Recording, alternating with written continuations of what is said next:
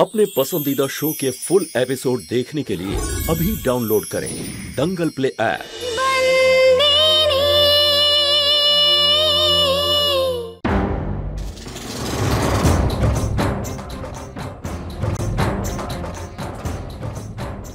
अर्जुन, এটা তুমি কি করছো? জামা কাপড় গোছাচ্ছ কেন? আমি আর এই বাড়িতে ওই হিতেনের সাথে আর থাকতে পারবো না। যদি ও আমার মুখ দেখতে না চায় তাহলে আমারও কোনো ইচ্ছে নেই যে চোখের সামনে আমাকে ওকে সহ্য করতে হবে।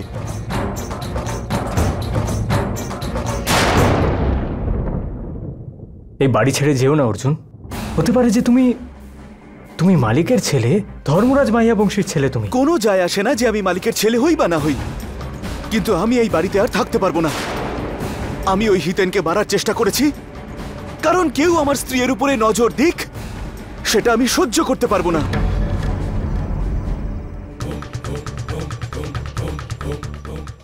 যাও যাও এখান থেকে, আমি তোমাকে আটকাবো না অর্জুন।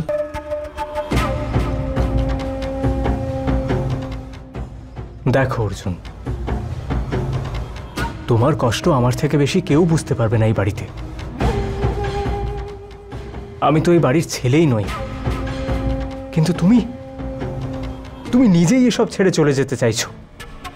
দেখো অর্জুন, এই পুরো বাড়ির বাবার এত বড় ব্যবসার আর সম্পত্তির একমাত্র অংশীদার হিতেনদা হয়ে যাবে। আরো একবার জিতবে হিতেন মাহিয়া বংশী, আর হারবে অর্জুন। সেই অর্জুন যে মাহিয়া বংশী হয়ে এই পরাজয়কে জয় পরিণত করতে পারে। খেমিকে তুমি খুব ভালোবাসো, তাই না? তাহলে তোমাকে এই বাড়িতে অর্জুন মাহিয়া বংশী হয়ে থাকতে হবে।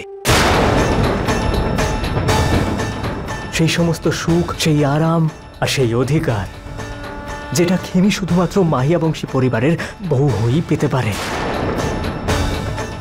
তুমি কি এইসব খেমির থেকে ছিনিয়ে নিতে চাও? খেমিকে মাহিয়া বংশী পরিবারের বউ হিসেবে দেখতে চাও তুমি, নাকি মাহিয়া বংশী পরিবারের চাকরের স্ত্রী হিসেবে?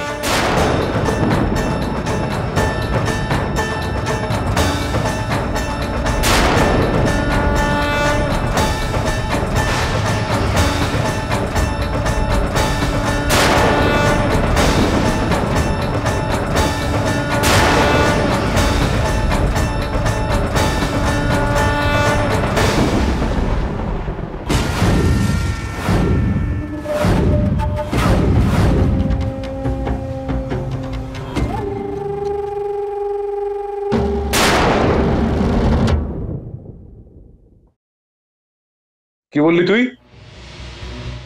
তোর পক্ষে বিয়েটা করা সম্ভব না? আমি বিয়েটা করবো না। এখন তুই এই কথাটা বলছিস, এই বিষয়টার মানেটা কি? আহমেদাবাদ, সুরাট, রাজকোট সমস্ত জায়গায় আমি আমন্ত্রণ পত্র পাঠিয়ে দিয়েছি। সমস্ত জায়গায় খবর হয়ে গিয়েছে। এটা তোর হবু স্ত্রীর হাতে ইতিমধ্যে মেহেন্দি পরানো হয়ে গিয়েছে। এখন তুই এই সমস্ত কথা বলছিস যে তুই এই বিয়েটা করতে চাস না। এটার মানেটা কি? তুই আমাকে বুঝিয়ে বল। বাবা, আমি তোরালকে বিয়ে করতে অস্বীকার করছি না। আমি শুধু এটাই বলছি যে এখানে যা কিছুই ঘটছে তারপরে আমি মানসিকভাবে বিয়ের জন্য প্রস্তুত নই। এই সমাজেরও কিছু নিয়ম কানুন থাকে। হ্যাঁ, তুই বলে দিয়েছিস ঠিকই, কিন্তু আমি এখন সমীর ভাইকে কি উত্তর দেবো, কি বলবো ওনাকে? আর একবারও তুই তোরালের কথাটা ভেবে দেখেছিস? বাবা, যতটা চিন্তা তুমি তোরালকে নিয়ে করছো ঠিক ততটা আমিও করছি, আর সেই জন্য এই সিদ্ধান্ত নিলাম। আর বিয়ে আমি তোরালকেই করবো বাবা। আমি শুধু এটাই বলতে চাই বাবা, যে ছেলেটা সবসময় আমায় আর খেমিকে নিয়ে সন্দেহ করে, হঠাৎ করে সে যদি এই বাড়িতে থাকে আর সে যদি আমার ভাই হয়, এটা আমার দ্বারা সম্ভব নয় বাবা। শোন, এই দুটো বিষয় কিন্তু একেবারে আলাদা বিষয়, বুঝতে পারলি? এই দুটো ব্যাপার কখনোই আলাদা নয় বাবা, এটা একই ব্যাপার। বাবা, খেমি আমার অতীত ছিল, কিন্তু আজকে যা কিছু এই বাড়িতে ঘটেছে সেটা যদি সত্যি হয় বাবা, খেমি এই বাড়িতে বউ হয়ে আসবে। তারপর কি হবে বাবা? ওই অর্জুন তো আমাদের নিয়ে সবসময় সন্দেহ করে, আর যেদিন তোরাল এই বাড়িতে আসবে সেদিন কিন্তু আমাদের চারজনের মধ্যে সমস্যার সৃষ্টি হবে, যেটা আমি চাই না বাবা। এই জন্য আমি তোরালের ব্যাপারে ভেবেই এই সিদ্ধান্ত নিয়েছি। আর আমি ঠিক করে নিয়েছি, যতক্ষণ এই সমস্যার সমাধান না হয় ততক্ষণ আমি বিয়ে করব না। আর তোরালের সঙ্গে আমি কথা বলবো।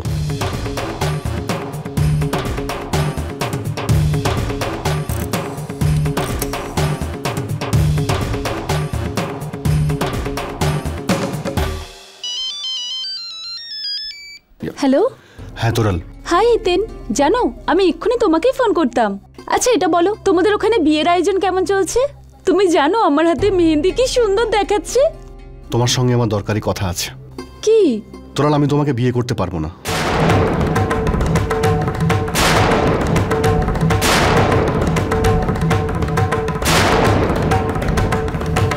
কি হিতেন, এটা তুমি? I hope you will understand. Bye.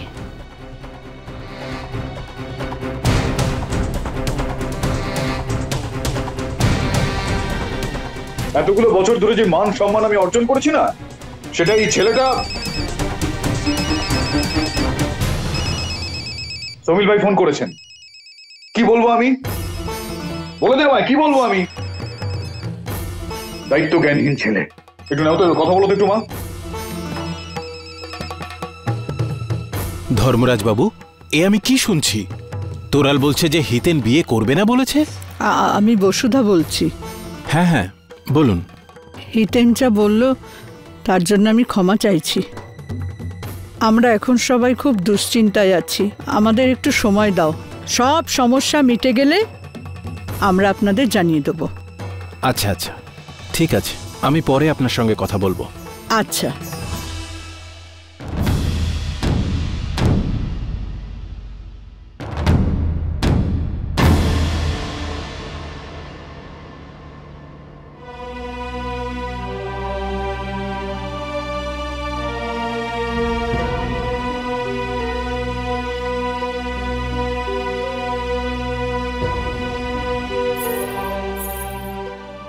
মালিক,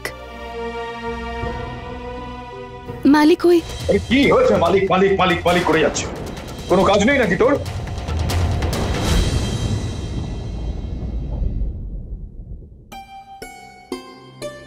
বল কি হয়েছে?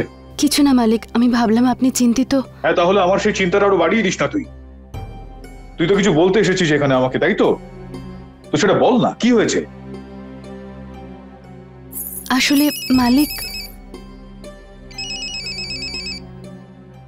হ্যাঁ সমিল ভাই, জয় শ্রীকৃষ্ণ। সমিল ভাই, এটা যে ঘটনাটা ঘটলো না, তার জন্য আমি ক্ষমা প্রার্থী। হ্যাঁ, আমি তো ওহো ধর্মরাজ বাবু, আপনি এ কি বলছেন? দেখুন, আপনার ক্ষমা চাওয়ার কোনো প্রয়োজন নেই। আমি বুঝতে পারছি এই সময় আপনার বাড়ির পরিস্থিতি ঠিক নেই। আমার মনে হয় হিতেন সেই কারণেই এই সিদ্ধান্ত নিয়েছে। দেখুন, ওর যখন মনে হচ্ছে যে এখন বিয়ে করাটা ঠিক হবে না, তাহলে আমাদেরও উচিত হবে বিয়েটা একটু পিছিয়ে দেওয়া। আর তাছাড়া আমি চাই না যে এই ব্যাপারটা লোকের কাছে ভুল বার্তা দিক, আর তারপর নানাজন নানা কথা আলোচনা করুক। বুঝতে পারছেন তো আপনি? দেখুন, আপনার বাড়ির পরিস্থিতি যখন ঠিক হয়ে যাবে তখন আমরা একটা বিয়ের দিন ঠিক করে নেব, বুঝলেন তো? আচ্ছা, জয় শ্রীকৃষ্ণ।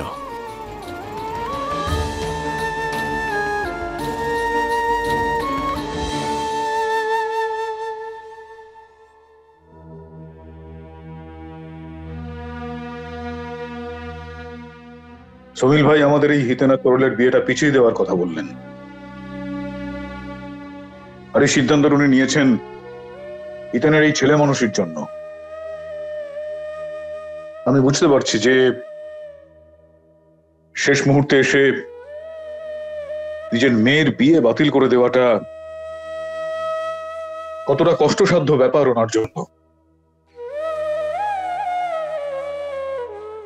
সন্তরি, এই হিতেন আর তোরলের বিয়েটা যত তাড়াতাড়ি দেওয়া যায় ততটাই ভালো আমাদের জন্য। কিন্তু মালিক, হিতেনদার সিদ্ধান্ত নিয়েছে যে ও জামাইবাবুর সাথে এক ছাদের তলায় থাকবে না।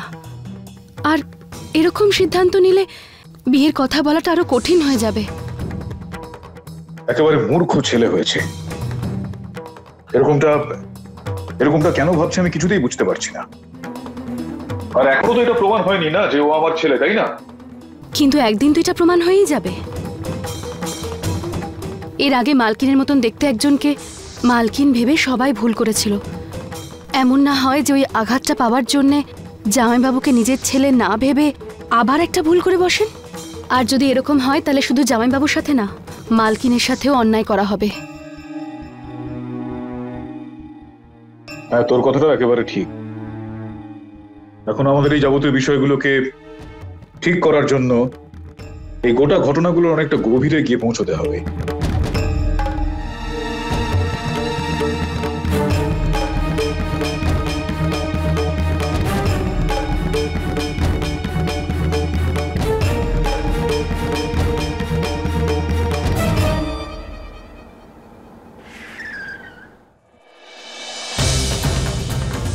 হ্যাঁ মালিক, অনেক বছর আগে এই হসপিটাল থেকে আপনার সন্তানকে আমি চুরি করে নিয়ে গেছিলাম।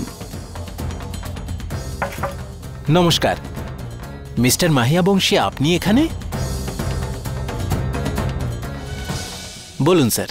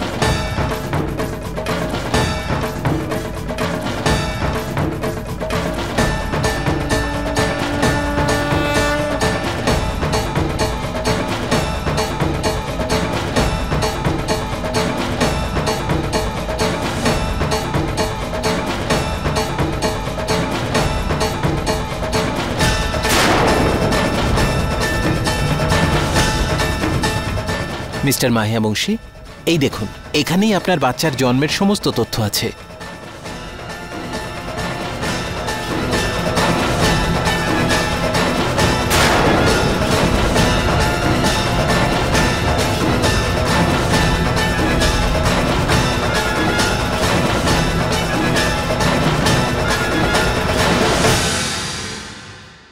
আমি এটা কিভাবে প্রমাণ পেতে পারি যে ওই যে ছেলেটা আমাদের বাড়িতে রয়েছে ও আমারই সন্তান? এটা কোনো কঠিন কাজ নয় মিস্টার মাহিয়াবংশী। আজকে বিজ্ঞান এত দূর এগিয়ে গেছে যে এটা জানা খুব সহজ ব্যাপার যে কেউ কারো সন্তান হ্যাঁ কি না।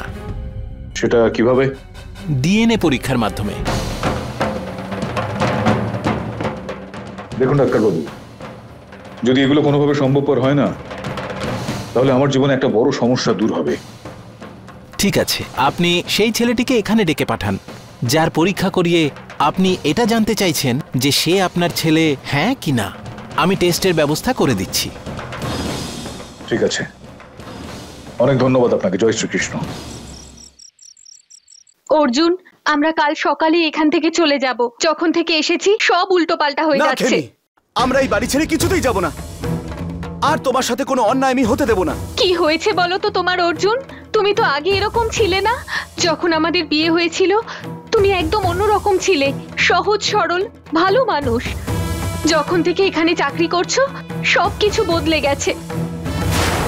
দেখো, আমার তাতে কিচ্ছু যায় আসে না। তুমি মালিকের ছেলে হও বা না হও, আমার কিচ্ছু চাই না। এত বড় বাড়ি, এত নাম যশ, আমরা আমাদের ছোট বাড়িতে কত খুশি ছিলাম। চলো আমরা ফিরে যাই, আমার কিচ্ছু চাই না। কিন্তু আমার চাই। যদি আমার স্ত্রীর অধিকার থাকে এই বাড়ির ওপর, তার মান সম্মানের ওপর, তাহলে আমার সবকিছু চাই। শুধু নিজের জন্য নয়, আমার স্ত্রীর জন্য।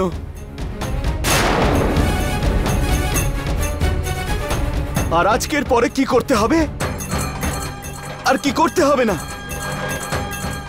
সেটা আমি ঠিক করব। অনিবার্য কারণে ধর্মরাজ মাহিয়াবংশীর সুপুত্র হিতেন মাহিয়াবংশী আর সুরতের হিরে ব্যবসায়ী সৌমিল পারেখের সুপুত্রী তোরালের বিয়ে হচ্ছে না।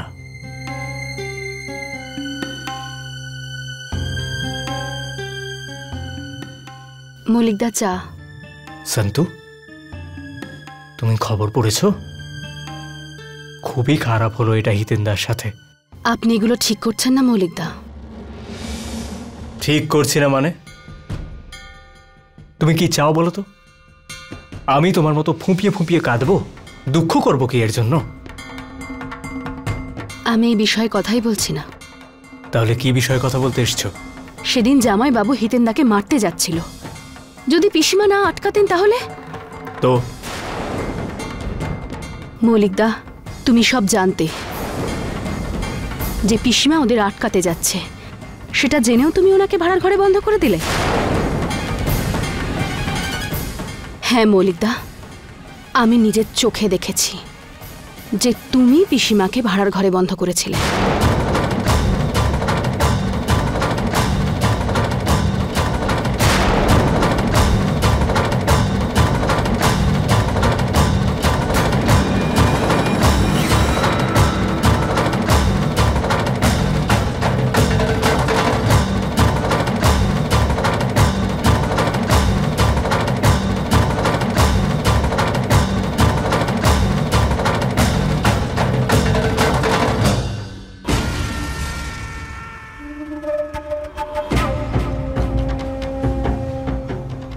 আচ্ছা, তুমি গোয়েন্দাগিরি করতে খুব ভালোবাসো তাই না? তাহলে যাও, করো আরো গোয়েন্দাগিরি। দরজাটা ওইদিকে। মালিক মৌলিক এটা করেছে, মালিক মৌলিক ওটা করেছে, যাও আমার নিন্দে করো গিয়ে। এটা আমার বাড়ি, আমার যেটা ইচ্ছে হবে আমি তাই করব। তুমি কে হও আমাকে এসব কথা বলার?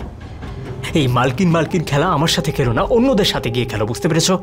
যদি তোমার সেটাই মনে হয় যে আমি মাঝখানে কথা বলার কেউ না, তাহলে ঠিক আছে, আমি কেউ নই এই বাড়ির।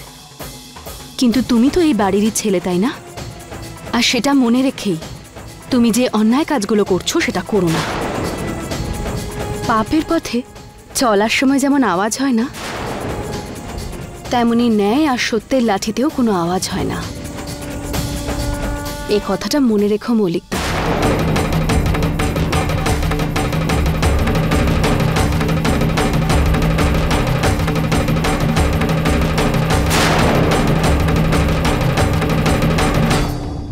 হ্যাঁ ম্যাডাম, এক্ষুনি আমাদের লোক রিপোর্ট নিয়ে আপনাদের বাড়ি পৌঁছে যাবে, বেশিক্ষণ সময় লাগবে না। মনে হচ্ছে এসে গেছে।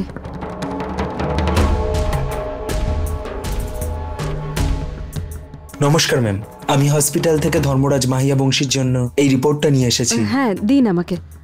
সরি ম্যাম, এই রিপোর্টটা কনফিডেন্সিয়াল, আর আমার কাছে ইনস্ট্রাকশন দেওয়া রয়েছে হসপিটাল থেকে যাতে আমি এই রিপোর্টটা ওনার হাতেই দিই। আরে আমি ওর দিদি, ওকে দেওয়া যা আমাকে দেওয়াও তাই, একই ব্যাপার। দিন। দিতে পারবো না ম্যাডাম, আপনি প্লিজ ধর্মরাজ বাবুকে ডেকে দিন।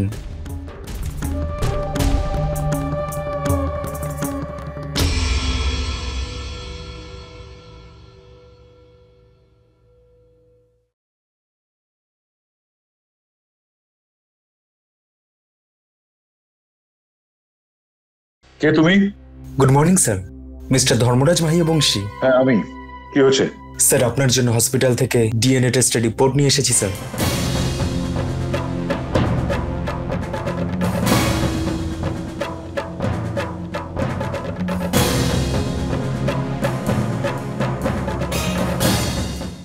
বাবা, রিপোর্টে কি লেখা আছে বল না। ইংলিশে লেখা আছে মা। এনে হিতেন, তুই পড়ে আমাকে বল।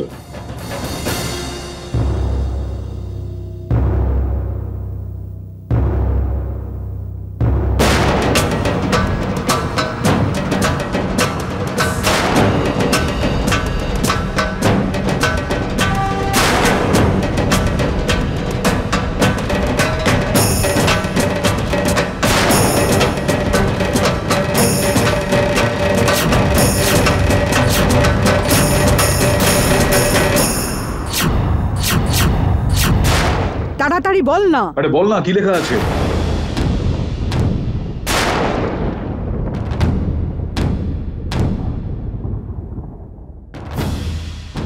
এই রিপোর্ট অনুযায়ী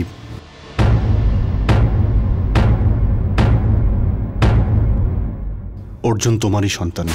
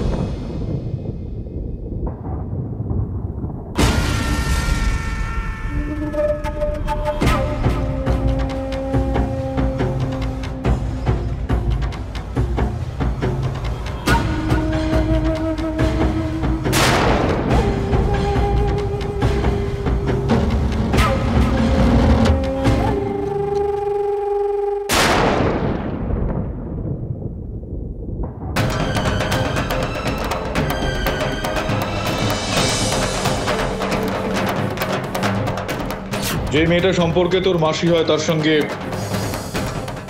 তোর বিয়ে কখনো হতে পারে।